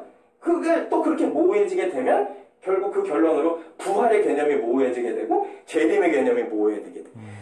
다 물려 있는 거예요. 사단이 없어. 이 단어를 가지고 뭔가 다 개념을 하나 부정하고. 무너뜨리면 다 무너지는 거예요. 왜냐하면 성경은 철저하게 인간에게 흔들리지 않는 논리적인 흐름을 가지고 흘러가는데 여기 뭔가 하나 흐트러지면은 이게 전체가 다 뒤죽박죽이 다른 얘기가 돼버리는 단어 하나를 어떻게 해석하느냐에 따라서 다른 얘기가 돼버리는데 그렇지. 죽음을 죄의 싹스로 인간에게 정령 죽으리라 하나님의 진노와 심판으로 죽음 얘기했는데 그게 좋은 죽음이다. 죽어야 산다. 이렇게 되니까 완전 개념이 다 죄도 틀어지고 다 틀어지는 거죠. 맞아요. 그러니까 결국에는 변질되는 아담의 거예요. 불순종으로 인해 가지고 이단들만 인간의 죄 싹 하나님의 진노로 들어온 죽음이 되게 좋은 죽음이 돼버리게 되고 좋은 게 되는 거죠. 그리고 육이라는 게 하나님 보시기에 좋았다 이랬지만 결국 벗어버려야 될 게 되는 거고, 그렇죠? 이거 벗어버려야 되는 게 되는 거고, 하늘이 되고 진리가 되기 위해서 이건 벗어버려야 되니까 영지주의 비슷한 건가? 되게 위험한 사상이고, 뭐 전체가 방금 말씀드린 것처럼 다시 설명 안 해드려도 다 뒤범벅이 되고 다 꼬이게 되는 그런 위험한 사상인데, 듣는 사람 되게 신비하거든요. 신비해서 계속 듣는단 말이에요. 엄청난 진리가 있는 줄 알고. 진리의 시작이 이거였다 이렇게 얘기하면 얼마나 어처구니 없겠어요. 이거예요. 요것도 또 조금 이따 또 더 파자에 대해서 설명드릴 거예요. 이걸 들어보시면 더 기가 막혀요. 그리고 부활이 방금 설명드린 것처럼 김성수 목사님에게 있어서 부활이라는 개념은 진리를 알게 된 겁니다. 진리를 알게 된 게 부활이에요. 영적인 부활이죠. 그리고 그 부활은 그리스도의 부활도 영적인 부활, 푸뉴마의 부활인 거고, 푸뉴마 쿠스소마가 아니고 푸뉴마의 부활. 순수한 본래 의미를 다. 그러니까 육체 부활이 필요 없는 거고. 부활이라면 육체 부활을 말한 거였죠. 장래 육체 부활도 누구 때문에 더군다나 무덤에 가서 뭐 부활의 첫 열매인 분이 영으로 부활했으니 예수님이 모든 스스로 그리스도인들도 없애니까 제자들이 왜 영으로 그러시는 부활하겠죠? 그렇죠. 부활하시는 부활의 첫 분은 열매가 부활하시는 육으로 분은 부활하셨어야 그 이후에 모든 열매들도 육으로 부활할 텐데, 부활의 첫 열매가 영으로만 부활했으니 그 이후에 인간이지, 부활할 그건. 모든 자들도 다 영으로만 부활하겠죠. 그러니까 김성수 목사 설교 안에서 우리가 진리를 않으면 이미 그게 우리가 부활한 거고 승천한 거고 하늘이 된 거다라는 얘기예요. 그러니까 무슨 육체적인 부활을 할 필요 없는 거예요. 왜냐? 기본적으로 그분 개념이 선제 개념이니까 하늘을 알고 진리를 알면 여기서 할 말 다 한 거잖아요. 근데 여기서 뭐 하려고 육체를 부활을 해. 그러니까 그 부활 개념 육체, 몸의 부활이라는 거는 필요가 없는 거고, 필요가 없는 정도가 아니라 말도 안 되는 거죠. 여기는 소멸돼 버릴 건데, 그런 개념이 있는 거고. 그리고 재림 개념 이제 설명드렸고, 가신 모습 그대로 오시는데, 영으로 가셨으니까 영으로 오는데 마지막에 온 것도 아니고 벌써 온 거고, 예수님이 벌써 2000년 전에 부활하셨다 3일 만에 다시 승천하셨다가 며칠 있다 재림하신 거예요. 우리는 여적 재림을 기다리고 있는 어리석은 자들인 거죠. 우리 기존 정통 기독교인들은. 그러네. 그러니까 이런 개념 안에 그리스도가 성령이다. 양태론이에요. 그리고 이런 게 있어요. 만약에 김성수 목사가 로마서를 강의하는 중에 복음서를 인용을 했으면, 복음서에 대해서 인용을 했으면, 부활하셔서 예수 그리스도의 제자들 앞에 예수님 나타나셨잖아요. 그 부분에 대한 설명을 했으면 명쾌했을 텐데, 그러면 그게 이제 예를 들어 부활을 했다? 근데 영으로만 부활했는데 그럼 예수님이 제자들한테 40일 동안 나타났다. 제자들하고 그게 뭐 먹고 가능성이 마시고 뭐 당첨을 유령처럼 상담하고 나타나는 감난산에서 그러니까 승천한 것들은 육체적인 거는 그것도 보이지만 의미요? 육체로는 보이지만 육체가 아니고 헛개비 거죠. 헛개비도 뭔가 있는 거 아니에요? 실제 그것도 근데 그럼 실제로 육체가 아니라 영으로 부활했다 하면 이거 도마는 하나만 뭐 한 놓고 거예요? 봐도 예수님 옆구리 가연성이에요. 만진 건 뭐예요? 왜냐하면 부활하고 그냥 김밥 올라가시는 옆구리 걸로 잡은 성경이 끝난 게 아니고, 부활하셨다라고만 하고 부활하셨다 하고 끝났으면 가연 개념이 등장을 안 하는데, 부활하시고 제자들 앞에 나타나셨잖아요. 실제로 나타났다는 것 때문에 그러면은 영으로만 부활했지만 나타난 그 몸은 뭐냐 그래서 에이 보나마나 헛개비야. 그래서 가연성이 왜 그렇게 있는데, 됐대? 김성수 목사 주장대로라면 정확하게 가연성이죠. 영으로만 부활해서 하늘로 올라간 거 아니잖아요. 복음서의 기록엔 분명히 제자들 앞에 나타났습니다. 또 나타난 나오는 줄 그거는 그 알았더만 존재는 완전히 가연한 거죠. 가연설이에요. 그리고 가연설이네 진짜. 성도 재림 설명드렸죠? 재림의 뭉개지면서 나중에 정말로 다 쓰러지게 될 텐데. 그리고 또 본인이 스스로 기존 정통 기독교에 가지고 있었던 개념들은 소설이라고 얘기를 하잖아요. 본인 스스로 정리를 하는 거예요. 나는 기존 기독교와 완전 다르다라고 정확하게 선을 긋는 거거든요. 그러니까 본인이 다르다고 하니까 뭐가 다른지 우리가 찾아가는 건데, 김성수 목사를 따르는 분들은 다 그분이 진리만 전했다 이렇게 얘기하고 있으니 참 안타깝고 답답한 것도 있죠. 그리고 이제 기초복음도 무시하는 것들이 뭐 우리 다른 정통 기독교에서 얘기하는 예수님의 뭐 무슨 오묘한 재림, 그 종말은 조금 이따 하겠지만 어쨌든 그런 개념들하고 요 잠깐 짧은 영상을 봐도 굉장히 많이 다르다는 게 분명히 이해가 되시죠? 승환 선생님은 이런 막 이렇게 뭐 자세한 개념들을 교회에서 이렇게 배워보시지 않았더라도 기존 기독교에서 이렇게 이런 개념들은 이렇게 정리되어 있는 거예요라는 걸 설명을 들으시고 이제 나한테 이 마지막 때한테 다르구나라는 거는 진행해가지고 이해가 연타까지는 되시죠. 다 하는 다르게 얘기하고 자식 있구나. 들었나? 그러니까 기존 교회 안에서 옛날 제대로 그거 배우셨던 다른 분들은 분들은 사도 바울이 이제 와가지고 좀 완전 다른데 이렇게 생각하실 수 있는데 사도 또 바울이 아주 그냥 어떻게 깜짝 놀라서 생각하면은 내가 잘못 배웠나? 기존 교회에서? 그렇죠. 내가 기존 교회에서 잘못 배웠나? 이렇게 또 생각하실 수 있단 말이에요. 그리고 또 실제로 그런 분들도 계시고, 그러니까 김동수 목사가 맞고, 왜냐면 엄청난 그 언어가 쏟아져 나오고, 막 엄청난 양의 정보와 지식이 쏟아져 나오니까 그 앞에서, 야, 우리 목사님은 복 얘기만 하는데 이런 맥락이 되다 보면 진리처럼 그게 들리죠.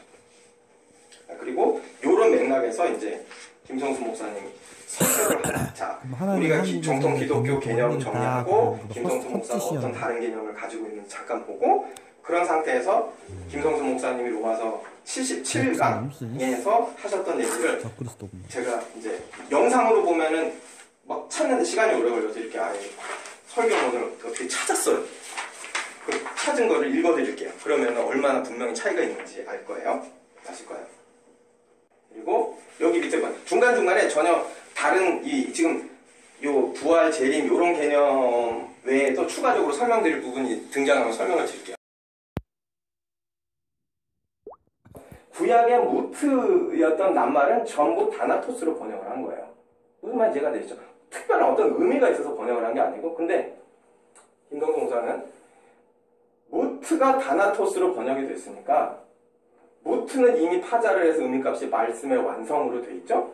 신약에도 죽음을 등장하는 말이 다나토스만 있는 게 아니고 뭐 네크로스라는 말도 있고 뭐 아포드네스코, 드네스코에서 죽음을 표현하는 헬라어 단어가 다 많이 있는데 다 헬라에서 쓰는 개념들이에요. 근데 무트는 일단 다나토스로 번역이 됐단 말이에요. 그러니까 히브리어의 어떤 죽음을 나타내는 낱말이 있으면 그것도 헬라어의 다른 낱말로 번역을 했겠죠? 근데 무트는 다나토스로 번역됐어. 근데 무트는 말씀의 완성이야. 그러니까 신약 성경에 다나토스로 새롭게 쓰여진 이건 신약은 번역된 게 아니고 새롭게 쓰여진 거잖아요. 새롭게 쓰여질 때 다나토스 그냥 기존 죽음으로 사용한 단어도 무트가 다나토스로 번역이 됐으니까 같은 거야. 무슨 말인지 이해가 되세요? 신약 성경의 다나토스라는 단어 자체가 다 구약의 무트와 같은 거니까 무트가 말씀의 완성, 진리 완성이다. 헬라어의 다나토스도 말씀의 완성, 진리 완성이라는 거예요. 이해가 되세요? 무슨 이거는 이거고 이거는 이거니까 이거는 이거야. 이게 무슨 논법이 이렇게 뛰듯이 그렇게 뛴 거예요. 그러니까 맨날 무트의 죽음, 다나토스의 죽음 이렇게 할 때 그게 무슨 엄청난 그 신비적인 의미를 계속 보여서 말씀의 완성이고 우리가 계속 다나토스의 죽음을 죽어야 된다 수도 없이 얘기하는데 그게 그런 뿌리가 있는 거예요. 히브리어 무트를 파자를 해가지고 맨과 타우로 나눠서 말씀의 완성 번역을 해놓고 의미값을 새롭게 의미값을 만들어놓고 그거가 번역이 다나토스로 됐으니까 신약 성경에는 모든 다나토스는 다 그 무트 말씀의 완성이라는 의미를 해석해야 돼. 이렇게 하는 거죠. 말도 안 되는 얘기인 거예요. 말도 안 되는 얘기. 그런 논리 때문에 전에도 얘기했지만 우리나라 히브리어 헬라어 전문가 교수가 소가 웃을 일이라고 김성수 목수가 파자를 하거나 그렇게 이제 의미값을 부여하는 일에 대해서 소가 웃을 일이다 이렇게 평가를 했던 이유가 이게 무슨 말인지 이해가 되시죠? 근데 이런 개념 없이 들으면 엄청난 진리가 있는데 우리가 성경에는 모르는구나. 기존 교회에서는 아무것도 모르고 우리 안 가르쳐줬구나 이렇게 생각하게 된단 말이죠. 아무것도 아닌 거예요, 진짜로. 아무것도 아닌 거니까 안 가르쳐주는 거죠. 그런 거 있지도 않는 거니까. 아무튼 그런 식으로 해서 다나토스라는 걸 접근을 한 것이고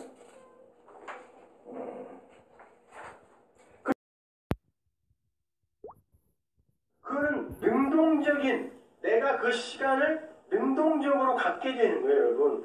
그걸 왕이라 그래요. 대단하게 뭘 그냥 있다 해서 뭘 하는 게 아니라 소유하는 게 아니라 대부분의 인간들, 아담들이 피조물에 수준할 것으로 이 말씀이라는 걸 받아요. 성경도 마찬가지예요. 세상을 그렇게만 보는 것처럼 말씀도 그렇게만 봐요. 그러니까 나타나는 현상에만 목매어서 일희일비하게 되는 거예요. 절망하고 슬퍼하고 고통스러워하고 쪽팔려하고 부끄러워하고 수줍어하고 그렇게 하지 말라는 게 아니라 그럴 수밖에 없다라는 거. 그러나 알고 하라는 거예요. 왜냐면 껍데기 현상으로밖에 이해를 못하니까 거기에 묶일 수밖에 없는 거예요. 그러니까 이 현상을 잡고 나타난 현상을 개발하려고 하고 이걸 어떻게 발전시키려고 자꾸 하는 거예요. 나부터 시작을 해요.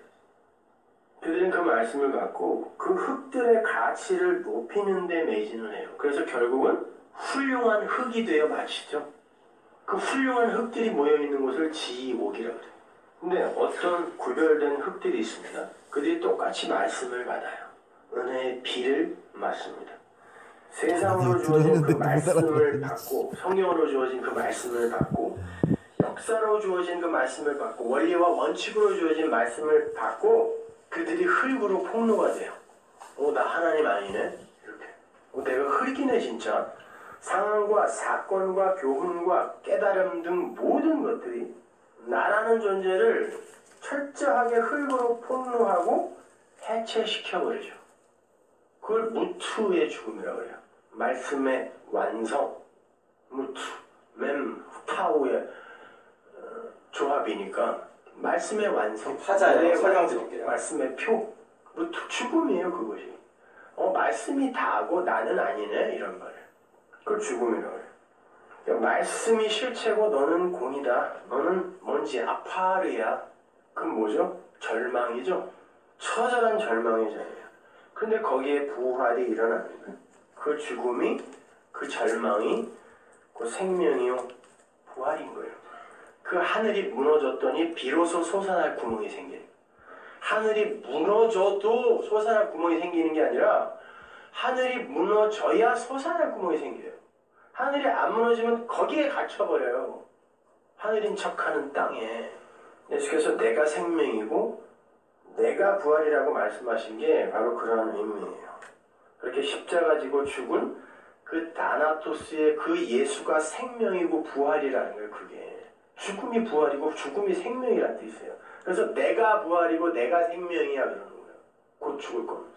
그때 그를 가리켜 내가 땅 흙 맞네요. 하나님이 나에게 은혜를 붓지 않으면 나는 그렇게 영원히 흙일 수밖에 없네요를 고백하는 걸 호우라노스, 하늘이라 그래요. 그걸 하늘. 성경이 말하는 하늘은 그 하늘 이야기하는 거예요. 그래서 1층 천, 2층 천, 3층 천이 뭐라 그랬어요. 1층 천은 옛 성전, 하늘을 설명하는데 눈에 보이는 걸 줬잖아요. 세워서. 둘째 하늘, 예수. 그 성전으로 오셨죠. 근데 또 못 알아먹네. 그럼 3층 천은 뭐야? 세 번째 하늘.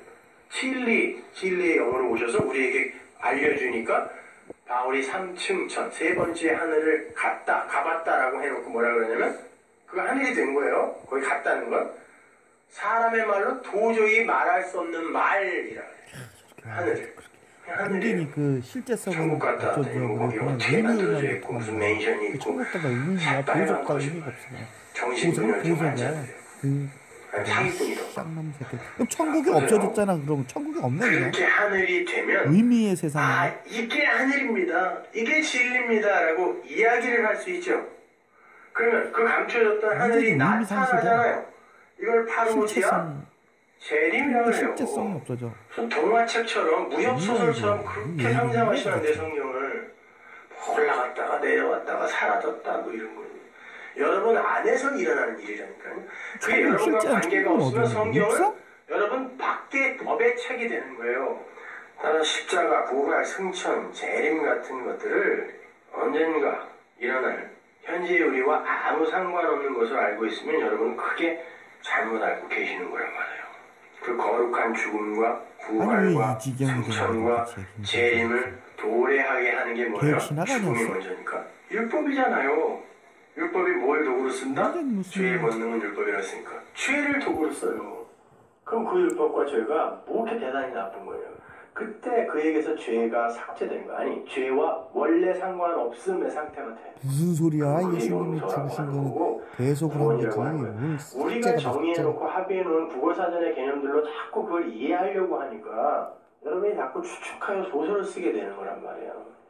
그건 올바른 기독교가 아니란 말입니다. 속죄 도말의 개념이 완전히 개파이 됐네. 기본적으로 기존의 기독교에서 가지고 있던 모든 이해는 다 소설인 거예요. 이 문장에서는 하나하나 지금 쓴 용어를 정리를 하면은 새로운 그거네. 김성수 목사님 쓰는 용어 개념 이런 어떻게 거는 이렇게 처음에 기독교의 용어 개념을 이거는 이제 제가 말씀드린 얘들 이러는 거야? 기독교의 용어를 어떻게 쓰기는 쓰는 거야? 쓰는데 같은 용어를 쓰니까 우리는 들을 때 그냥 기독교적인 건가 보다라고 개념은 완전 달라요. 용어만 기독교 용어를 쓰는 거예요. 그러게. 김성수 목사 첫 초반에 얘기한 것처럼 그리스도가 죽으셨다라고 할 때 그리스도의 죽음의 목적은 우리는 기존 정통 기독교에서는 우리의 죄를 대신해서 대속과 의의 전가를 위해서 그쵸, 그게 죽으셨죠. 맞는 말이죠. 대속과 의의 전가 개념은 김성수 목사한테 완전히 사라졌어요. 후기에 와가지고는 그런 개념 전혀 없어요. 어떻게 변질이 돼버리지? 진리가 있는데 그 진리를 담아야 돼요. 그냥 그 영적인 세계에 있는 진리가 피조 세계로 그냥 내려올 수 없죠. 진리를 씨인데 씨가 그냥 내려올 수 없으니까 그걸 담을 육체가 필요하잖아요. 그게 예수예요. 인간 예수. 그 인간 예수의 진리 씨가 담긴 거예요. 그 담겨서 진리가 내려온 목적이 뭐냐면 사람들한테 나눠주기 위해서 진리가 담겨 내려왔는데 씨가 담겨 내려왔는데 목적은 그거예요. 씨를 나눠주려고 내려왔어요. 씨를 나눠주려고 내려왔으면은 예수 안에만 그 씨가 있으면은 나눠줄 수가 없죠. 그러니까 죽는 거예요. 죽어서 씨를 쏟아야 그 씨가 전해지니까 그래서 죽는 거예요. 그러니까 진리라는 걸 진리도 어떤 진리인지 말씀드릴게요. 진리라는 걸 그 이제 내려온 자들 선제하고 있던 자들에게 나눠주기 위해서 죽는 게 그게 이제 그리스도의 죽음이고 승천했다 그랬죠.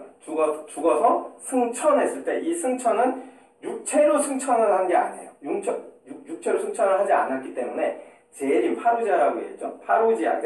재림이라는 말이 성경에서는 뭐 재림이라고 예전에 개역 한글에선 되어 있는데 개역 개정에서는 강림 뭐 이렇게 나타남 이렇게 나타나심 이렇게 표현을 했는데 뭐 헬라어가 파루지아만 있는 게 아니고 그 재림에 대해서 표현하는 단어가 뭐 파루지아 에피파네이아, 아포칼리십스 해가지고 몇 가지가 있어요. 재림에 관해서 표현하는 게 파루지아만 있는 게 아니에요. 아무튼 우리가 지금 방금 살펴본 건 재림은 주님이 마지막 종말의 때 이제 재림에 대해서는 다시 한번 또 조금 더 살필 건데 마지막 때 십자가에서 죽으시고 기존 정통교에서 죽으시고 3일 동안 장사되어 계시다가 실제로 몸으로 소마로 부활하셔서 올라가셨어요. 그래서 성경에 가신 모습 그대로 다시 오신다 그랬죠. 결국 그 얘기는 가신 모습 그대로 다시 오신다는 거는 육체로 부활해서 영광스러운 몸을 가지고 올라가셨으니까 마지막 때 그 영광스러운 부활해서 올라가신 그 모습 그대로 마지막 때 오시는 거를 파루지아, 에피파네이아, 아포칼립스, 재림이라고 얘기를 하는 거예요. 김동수 목사는 몸인 예수는 씨를 담는 그릇으로 기능을 다했기 때문에 십자가에서 죽고 몸은 부활할 필요가 없는 거예요. 이제 조금 이따 이제 설교를 다시 볼 거예요. 그래서 예수의 몸은 그냥 삭제되고 없어진 거예요. 그러면은 이제 왜 저렇게 변하지 인간이? 그가 예수님이 부활했다라고 성경에 되어 있는 거 부활은 뭐냐면은 영적으로 부활한 거예요. 그야말로 푸뉴마로만 부활한 거예요. 푸뉴마티코스 소마가 아니고 푸뉴마로만 부활한 거예요. 영으로만 부활한 거예요. 자 그러면 아까 얘기한 것처럼 가신 모습 그대로 다시 오신다 그러면 영으로 올라가셨으니까 영으로만 오시면 되잖아요. 그러니까 영으로 올라가셨다가 푸뉴마로만 올라가셨으니까 푸뉴마로만 내려오면 되죠. 그 푸뉴마로 내려온 거를 오순절 성령 강림 때 나가야 다락방에 성령 강림한 거. 그게 우리는 이제 구분을 하면 예수 그리스도는 성자 하나님, 성령님은 성령 하나님에 해서 삼위 하나님의 구별되는 위격으로 분명히 구분해요. 김성수 목사도 미국에 있을 때 요한복음 강의할 때는 분명히 삼위일체 개념을 정확하게 얘기를 했어요. 근데 들어와서 이제 개념이 바뀌고 나서는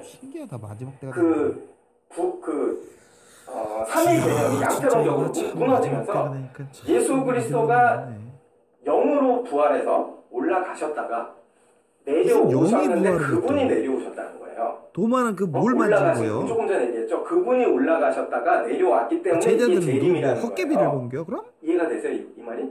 예수님은 뭐 생선을 안 드시고 그럼 뭐 손과 몸짓으로 완성돼요. 그래서 이 역사 속에서의 흙에 불과해서 다른 말로 풀면 천국 간다라는 말이 그 말이에요. 승천이에요 그것이. 예수님이 승천하시죠. 율법으로 오시잖아요, 이 땅에. 흙으로 무슨 오시는 율법으로 또 오셔? 율법으로 오셔서 완벽 그분은 하늘로 율법 간다니까요. 위에 승천이에요. 율법의 제정자인데. 진리의 영으로 오세요. 진리 자체가 그리스도의 영으로 오세요. 올라갈 대로 갈 대로 오는 오신 다른 분이 분이 오는 게 아니고 이건 여러분 안에서 정확하게 일어나는 일이에요. 그걸 파루지아라고 그래요. 진리의 영으로 다시 오는 걸. 나타나다라는 뜻이거든요. 그 개혁성경이 재림이라는 말로 번역을 재림이 해놔갖고 엉망이구만. 먼 미래의 먼 어느 날 그렇게 그 재림 모습으로 다시 맞는 오실 얘기가 거예요. 좀 그런 모습으로 안 영적인 오세요. 재림. 이게 지금 우리가 얘기한 기존 기독교에서 얘기하는 그 재림으로 오는 게 아니고 그건 너희들이 잘못 알고 있는 거고 그 재림이 아니다. 그리스도의 영이 믿음이 있다. 없네. 그 예수님이 실제로 오는 게 그건 아니는 뭐냐고. 거예요. 자, 이게 무슨 얘기냐면은 우리 안에 지금 구원의 보증으로 성령이 있어요. 성령 하나님이 계신 거예요. 우리 사도신경이 괜히 사도신경을 우리가 고백하는 게 아니에요. 장사한 지 사흘 만에 죽은 자 가운데서 다시 부활한 하늘에 오르사 하나님 우편에 앉아 계시다가 언제 오신다고요? 저리로서 산 자와 죽은 자를 심판하고 오시는 마지막 때예요. 예수님은 몸으로 부활하셔서 지금 하나님 우편에서 우리 지상에 있는 성도들과 함께 싸우고 계세요. 근데 우리 안에 내주하신 분은 누구냐면 성령님이란 말이에요. 성령 하나님. 그렇지. 성령 하나님이 우리 안에 계신 거지 그렇지. 예수님이 우리 안에 계신 게 이거 구분을 잘 하셔야 된단 말이에요. 이게 삼위일체 개념이 그리 중요한 거거든요. 내 안에 성령이 계시다 그럴 때 그리스도의 영, 우리가 성령을 얘기할 때 성경에 그리스도의 영이라고 하니까 성령이 그리스도의 영이니까 그리스도인가 보다 이렇게 오해할 수 있는데 개념적으로 이게 명확하게 이게 좀 명확하게 안 되면 양태어는 이단으로 가버리는 거란 말이에요. 그렇지. 우리가 그 삼위일체에서 정리했지만 그런 양태론이라든지 단일신론이나 이런 것들이 그렇게 믿으면 좋은 거 아니야 근데 결국 그걸로 인해서 어떤 신학적인 문제가 발생해서 성경 전체가 다 틀어진다고 설명드렸잖아요. 그러니까 김성수 목사는 육으로 부활하는 게 아니기 때문에 영으로 부활해서 푸뉴마로 올라갔다가 푸뉴마로 다시 내려와서 성도들 안에 우리가 지금 기존 정통 기독교에서 내 안에 성령님이 계십니다. 다른 헤테로 파라크리토스지 무슨 예수 그리스도가 재림한 거라는 거 우리 안에 이미 그리스도가 재림을 했는데 마지막 날 무슨 예수 그리스도가 또 오냐는 얘기예요. 무슨 얘기인지 이해가 되시죠? 아니 내 안에 예수 그리스도가 이미 재림을 했는데 그렇지. 어떻게 마지막 날 예수가 또 와? 그러면 내 안에 있는 예수는 뭐고 마지막 날로 너네 기독교에서 지금 기존 기독교에서 얘기하는 그 마지막 날 온다는 예수는 뭐야? 어떻게 여기 있는 예수가 그때 또 온다는 얘기야? 그게 너네 말도 안 되는 소리야. 예수님 육체 때문에 그 우편에 재림에 관한 개념이 완전히 다르고 그 얘기는 곧 예수 그리스도가 영으로만 부활했다라는 개념 때문에 그런 거예요.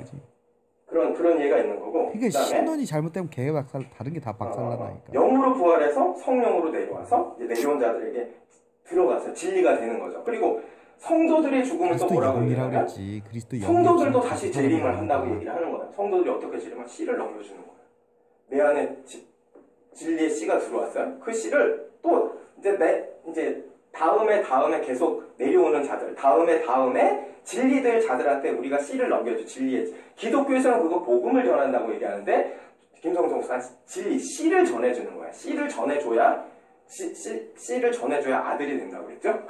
우리가 그러니까 아직 복음을 받아들이지 않은 자들은 여자예요. 씨가 들어가서 아들이 되는 거니까 씨를 전해주는 거예요. 그거를 또 성도들의 재림이라고 얘기를 한단 말이에요. 왜 그렇게 얘기하냐면 재림의 개념, 파루지아라는 개념을 뭉개기 위해서 그런 거예요.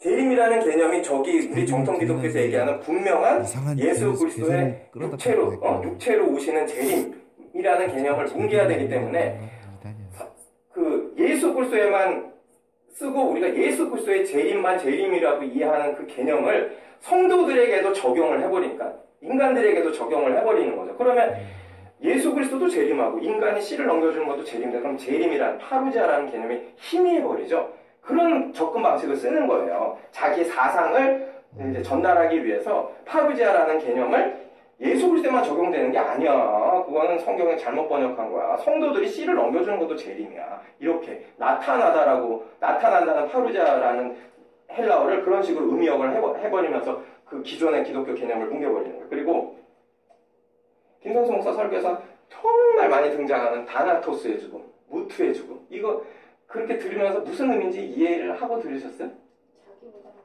자기 부정 같은 걸로 들렸죠. 그러면 무트는 도대체 무트의 죽음이 뭐냐? 모르죠? 아무리 정말 여러 번 반복해서 들어도 뭐 무트의 죽음을 죽어야 된다, 다나토스의 죽음을 죽어야 된다 이렇게 얘기를 하니까 그냥 들을 때는 저게 그래도 맴하고 타오의 조합이니까 말씀의 완성 이렇게 얘기하니까 저게 성경에 어떻게 있는 거를 목사님 알아내셨나 보다 그 파자인데 지금 이렇게 설명을 드릴게요. 다나토스 헬라어예요. 헬라어 다나토스. 그냥 죽음. 실제로 죽음을 얘기하는 거예요. 우리가 죽었다. 누가 죽었대. 우리가 평상시에 그냥 죽었다고 해요. 실제로 죽음, 사망, 뭐 사형 이런 의미로도 써요. 그야말로 죽음을 의미하는 실제적이고 물리적인 죽음을 의미해요. 다나토스, 헬라어 다나토스는. 근데 이거를 김석수 목사가 어떤 식으로 접근을 했냐면은 히브리어에서 죽음을 표현하는 단어가 있어요. 무트예요. 물론 무트뿐만이 아니고 다른 히브리어 단어도 죽음이라는 표현, 구약 성경에 죽음이라는 걸 나타내는 단어가 몇 개가 있는데 이제 그 중에서 이제 무트를 이 양반이 즐겨 쓰는 이유가 무트가 어디 나오는가 하면 그 하나님이 너네 선악과 따먹지 마라. 선악과 따먹으면 정령 죽으리라. 그럴 때 거기에 보면 정령 죽으리라가 무트로 돼서 죽고 죽으리라 이렇게 돼 있단 말이에요. 그러니까 진짜로 죽는다는 얘기예요. 죄의 싹수로 결국 죽음이 들어와서 죽는다. 그리고 이 무트라는 단어는 히브리어 성경에 구약 성경에 히브리어 성경에 692번이나 나오는 거야. 실제로 죽음을 얘기하는 그냥 일반적인 낱말이에요. 근데 이거를 파자 방식으로 맹과 타오의 조합이니까 이거를 아마 듣기도 여러 번 들으셨을 거예요. 이게 맹과 타오로 쪼개요. 파자를 해가지고 이게 유대 신비주의자들이 하는 방식인데 나눠 드렸었던 이 파자 여기 보면은 그냥 여기를 보시면 돼요.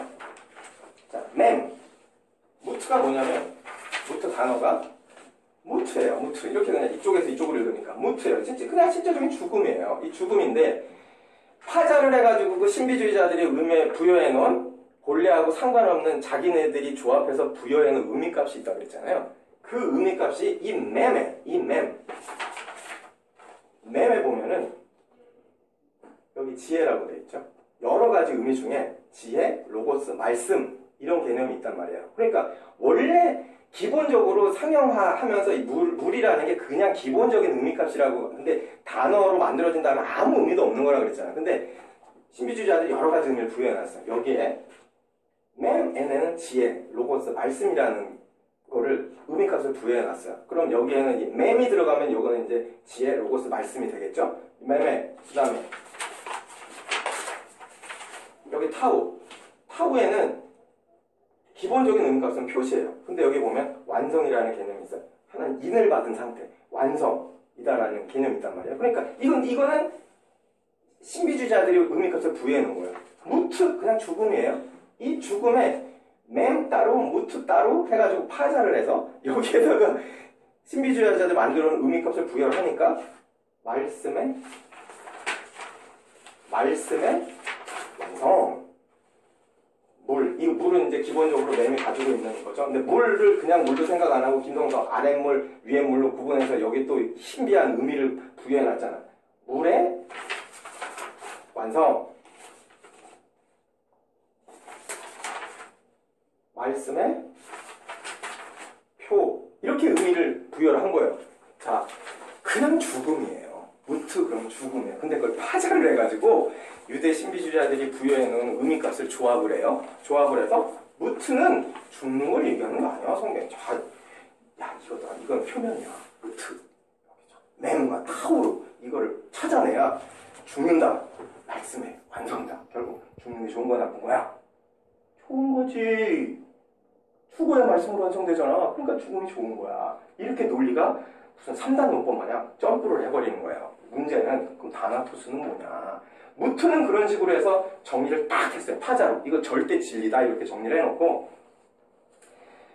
구약이 히브리어로 쓰여졌는데 구약이 이제 유대인들이 구약을 보려면 구약 성경을 히브리어가 이제 점점 나라를 잇고 식민생활하면서 히브리어를 못 읽고 또 외국에 흩어져 살던 사람들은 히브리어 자꾸 원래 유대인들이 쓰던 말 모르잖아요. 그러니까 흩어져 있던 디아스포라 된 유대인들이 야 우리한테 주신 율법인데 구약 이 성경을 못 읽겠다. 글을 몰라가지고 히브리어를 안 쓰니까 그러니까 안 쓰니까 디아스포라 외국에 나가 있는 유대인들은 모르잖아요. 그래서 이집트 알렉산드리아에서